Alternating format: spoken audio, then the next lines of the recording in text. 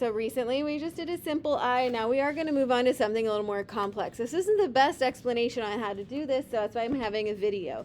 It's this person saying, I can draw that eye in 2 minutes. I think that's a load of malarkey. So I'm going to draw it a little bit slower for all of you. And then we are going to take our time doing shading. I'm folding my paper so that I like having other paper underneath mine. You're going to use a 6B pencil, a 2B pencil, a blending stub, and one of our clicky erasers or a regular eraser. So to get started with this, we're going to do the same thing that we did here, where we start with a circle. So I'm going to, again, make a box for just how big I want this to be. I want this to be a little bit bigger than my last one.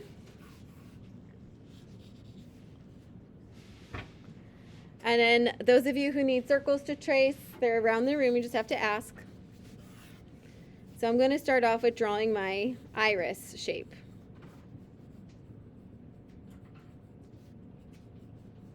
Again, to get a good circle, you have to rotate your paper.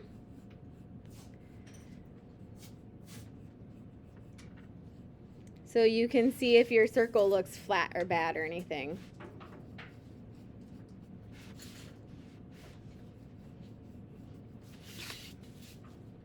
Okay. You can take forever just making a good circle. It does take time. Or you can trace one, it doesn't matter. Again, we're going to try to find the middle. Now you can draw that line vertically and horizontally to help you kind of see where to put that pupil in the middle of your iris so that it looks even. And you can see that it's not too big, it's not too small. It doesn't look over dilated. Doesn't look like someone's shining a flashlight in it. When you shine light in someone's eye, the iris dilate, or the pupil gets smaller, gets bigger in the dark, lets more light in. Okay. It also has this weird little bat symbol up here. I don't know what that even looks like. It looks like a Snoopy, like a dog and an eye and wings. But you don't have to draw that shape exactly. However, it does go over the pupil that I just drew as a little triangle in it and then a curve. And that goes up high. So you don't have to make it look exactly like it, but what this is representing is a more detailed reflection. Because a reflection isn't just going to look like a half circle. This is going to look like the reflection of the eyelashes casting a shadow over your eye, because the eye is glossy. And that's why it would be like light right there.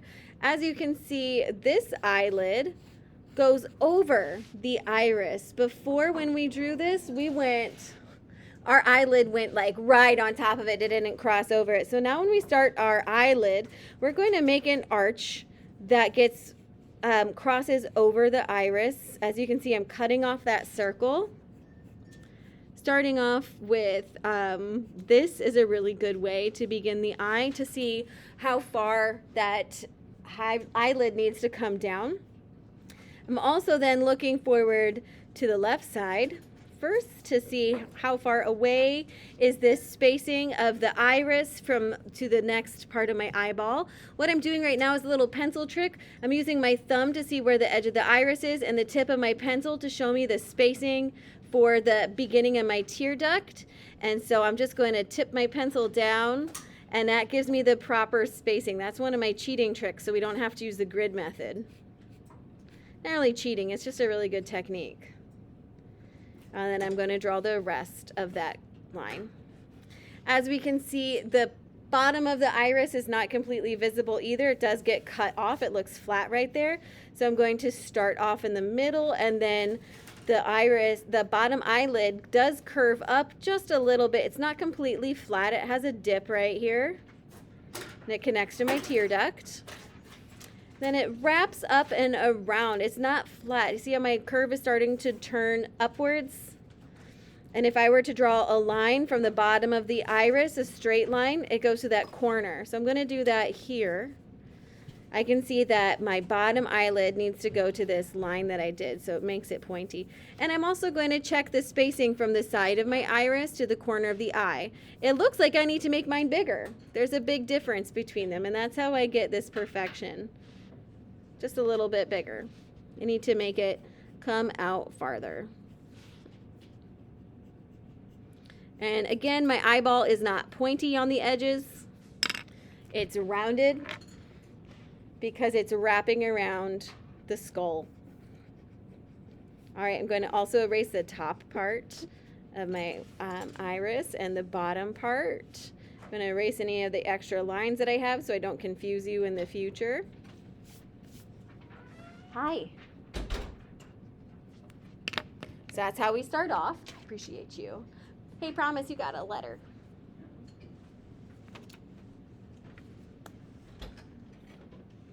So not for another 15 minutes, okay? All right, so I got the outline done. The next thing I'm going to do is look to see where my water line is for my eye. And there's like another separate line below my eyelid. This is showing that little white gap in your eye. Not white gap. It's the juicy part of your eyelid, right? It's more fleshy. It's where your eyelashes come out of. So I'm going to draw that, but I do need to make sure that my pencil is sharp for this moment. When you're sharpening your pencil in class, please sharpen over the glass jars that I have put at your tables so that all the pencil shavings go right into there, okay? Please don't take my pencil sharpeners. So now I have a really sharp pencil and I can draw a nice skinny and light line. And it curves up to the side. And it gets smaller and closer to the bottom of that eyelid as I get closer to the corner of my eye, the tear duct. It's very light. This part is challenging to do, so if you don't understand that part, I understand. It's hard. Okay, and then I'm also adding these other lines down here to represent like the shading where I'm going to put that. So they're there, and we also need to do the top eyelid. It's going to wrap over where the top of my iris was that I got rid of. And then it doesn't curve back down, it goes straight out. And we can also see some extra lines at the top and at the bottom. So right now, not at the top, on the left and the right. I'm just going to clean up any of that extra lines.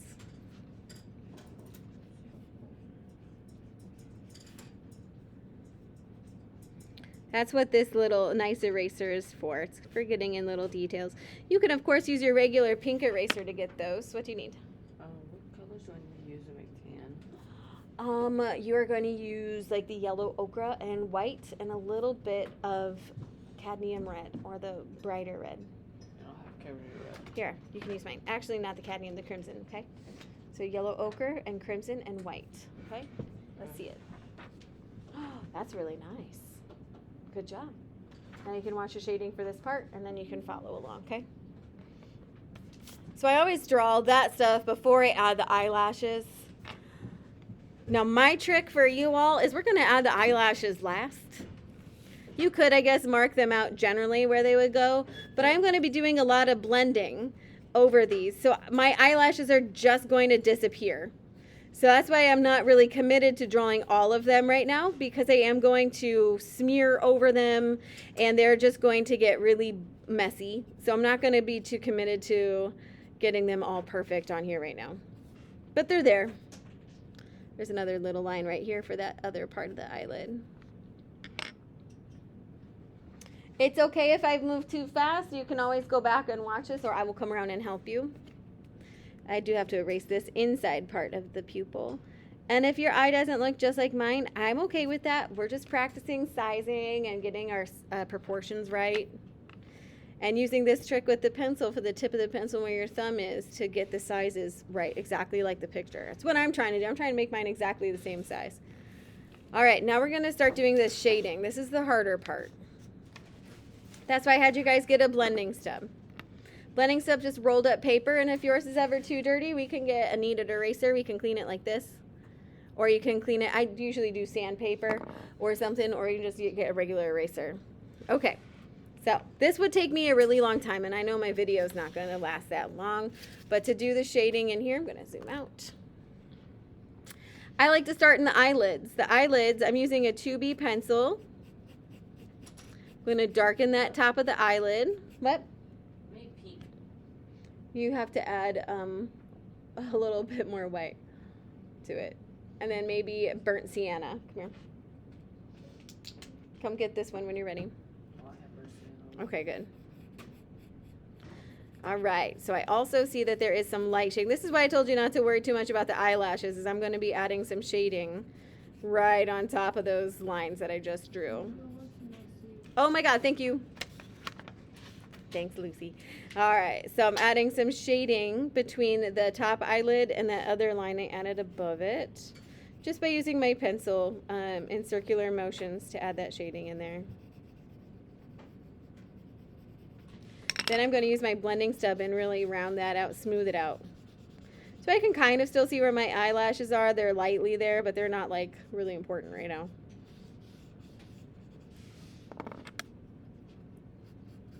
I'm going to add some more to like the top part of this. This isn't really the eyelid. This is the fold of the eye.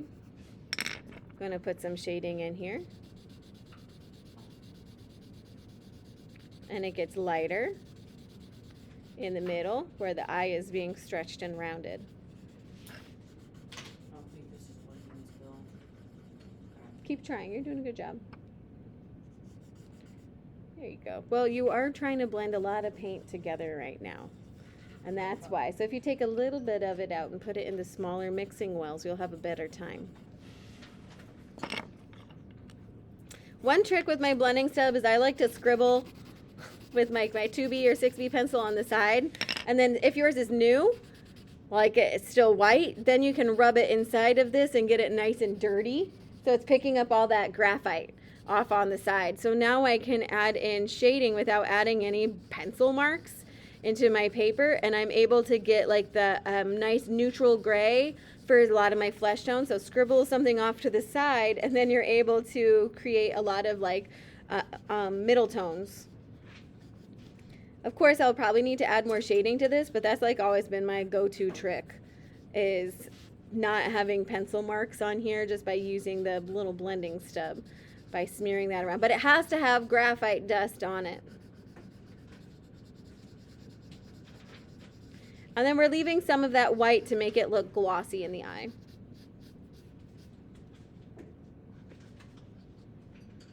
I also like to add this part in for the iris right now. You can see these little lines I'm starting to add. Let me zoom in so you can see that. Oh, I'm just doing little strokes and they're going all the way around. I'm going to add a lot more detail in this later. But as you can see, my details for the iris go in a radial design like a flower. Okay, now I'm going to just keep on adding more shadows.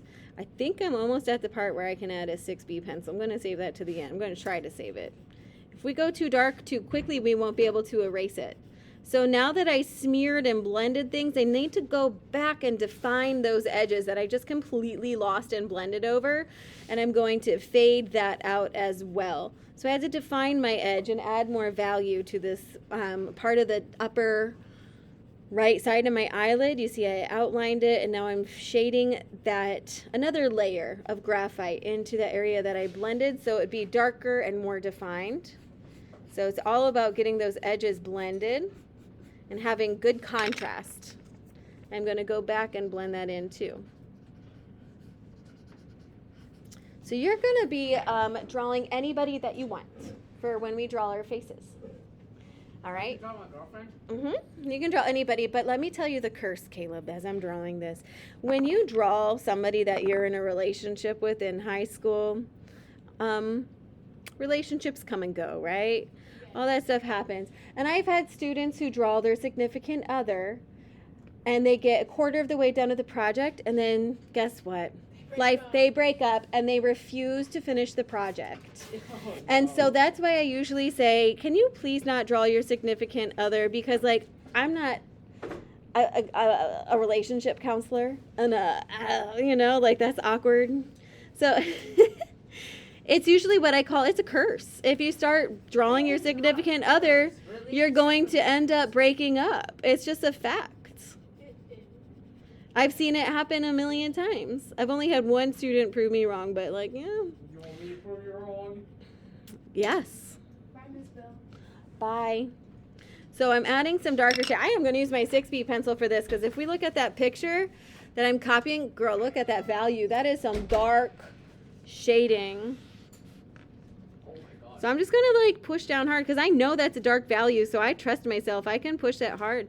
And I can also start adding in some of those detail areas for my eyelashes, going right back over to my eyelid and adding in what dark areas that I know are going to be dark. And my little white reflection is not pure white.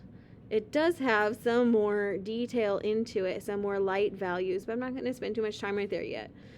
But I am going to make this part darker along the edge. And you can see how my iris is more defined. The edges are nice and clean. They're not as light and sketchy. And then I'm going to just keep on rounding it out, making it really nice.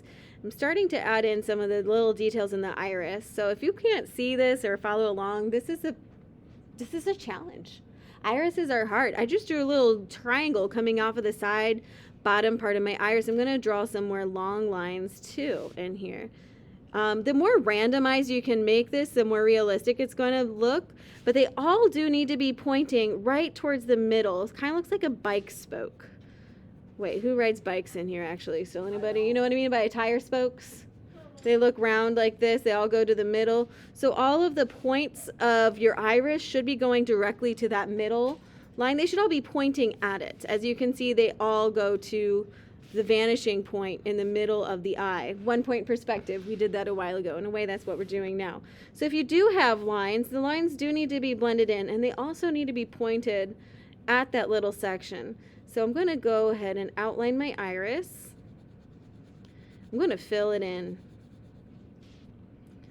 Now, in realistic drawings, your iris is not going to be pure black. As you can see, we have a reflection on it because light hits it. It's not pure black. It doesn't absorb light completely.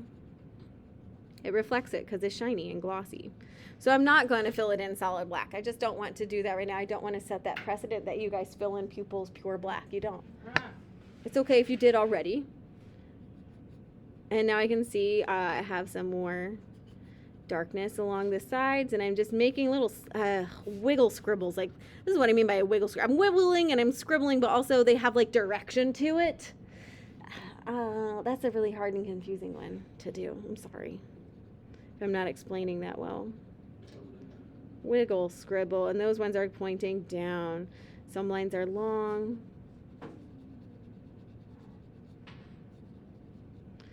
Again, the more randomized you make this, the more realistic it looks. This part gets darker.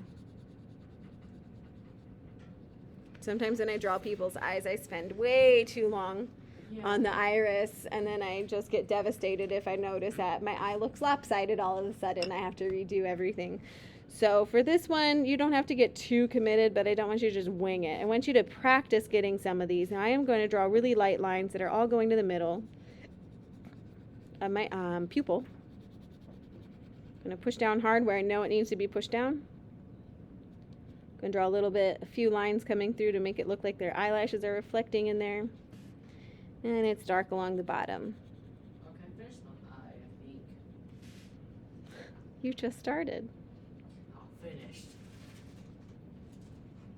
That looks cool. Keep going on things. Like you don't have the inside of your iris colored or anything. Well, do you have those bright colors?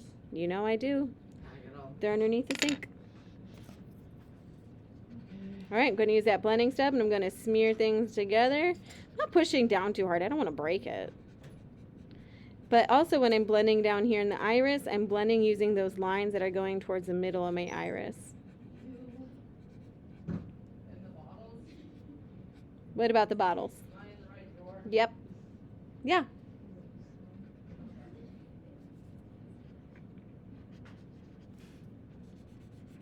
All right, I'm just going to keep on doing my shading in here as I can see it going.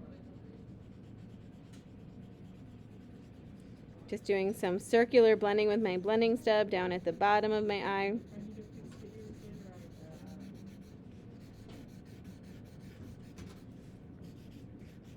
Let's see, how long have I been working on this? For 20 minutes. And this says 20 minutes right here. But I don't even have the eyelashes, but it's pretty close, right? Looks like it needs to have some more value on the inside. of my eyeball, the ocular. What's the? Can't remember what the white part of the oculara. No, sclera. Got it. Yeah, the white part of the eye. The science word is called the sclera. I think. LOL. Google it. What's the white part of the eye called? Someone Google it. Some of it is. The layer on top is the cornea. But I think the white part of the eye is called the sclera or something like that. Who's Googling it? Jalissa, are you Googling it? Now you're looking at a picture. Wow. Okay, so now I'm going back and I'm adding my eyelash details. We already practiced the eyelashes, but remember they are curved. They're really thin. Some are really long. Some are short. They're connected to each other. They're clumping together. And now I'm going back and I'm adding some more of those onto the bottom, and you can see they're coming out of that white part of the eye where the was I right? What'd you say was it? Sclera? Yeah. Yes. Ah, I got paint in my cut. Okay. Oh no. I cut myself on a can a couple days ago and I got That paint in it. sucks. Go wash it. Hurry with some I'm soap and warm fine. water. Okay. Do you have any super glue? Goodness, no. I teach an intro class. If I had super glue, you guys would know. Do you know how dangerous that would be? You guys would be pranking me all the time if you found my super glue. Oh my gosh. No, I'd put it in my cut. Well, you know, sometimes Band-Aids are good. Do you want a Band-Aid? No, I want super glue. Okay, well, this ain't construction. He's asking for super glue, and I don't have it. Because also if I had super glue, everybody, and they do come to me asking me to fix their glasses. Kids come to Yeah, me. do you have super glue? I need my glasses. Yeah, or they'll ask me to glue their flip-flops together. And I'm like, why do you guys come into the art teacher? Well, my teacher thought that you would have super glue. I'm like, no. I teach drawing. I don't teach ceramics. You okay over there?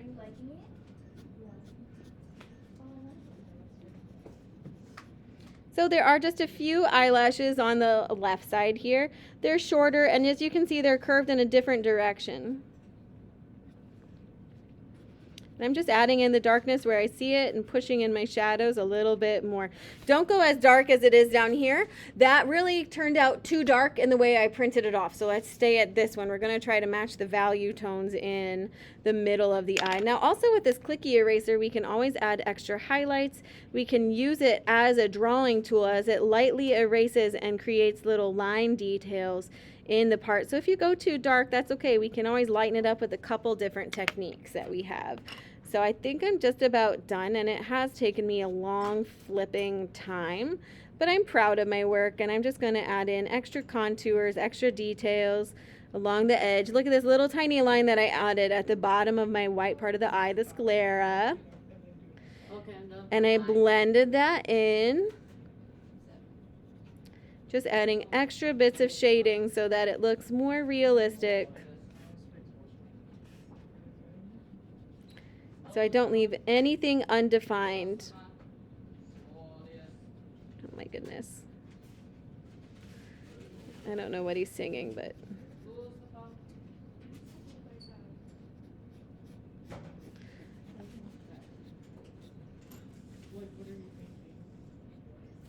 Okay. I'm going to call that quits. That looks close enough to the real picture, doesn't it? Looks like it gets a little bit darker up there in the eyelid, doesn't it? Looks the exact same. Thank you. Looks a little bit darker in the picture, but I'm going to call that done.